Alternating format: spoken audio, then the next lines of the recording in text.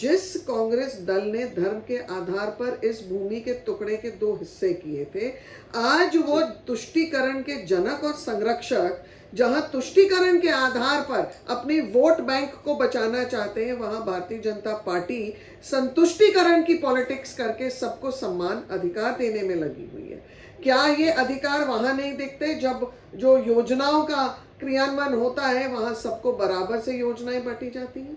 क्या ये संतुष्टीकरण की राजनीति की पहल वहां नहीं दिखती है जहां पर हम सबको न्याय बराबर के तर्ज पे देते हैं? आपको शाह बानो का केस याद होगा, आपको याद होगा राजीव गांधी ने कैसे सदन में उस पूरे केस की तो परथच्चियां उड़ा दी थी, और किस आधार पर?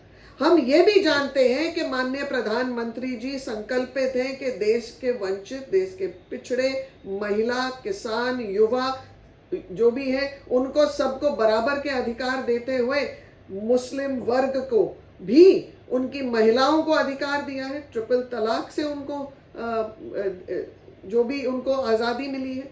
देखिए, ये जो वोट बैंक पॉलिटिक्स का आधार है, ये बहुत शर्मनाक है, और कुछ राजनीतिक दल इसके आधार पर अपनी रोटियां सेकने में लगे हुए हैं। दक्षिण भारत में भी देख चुके हैं।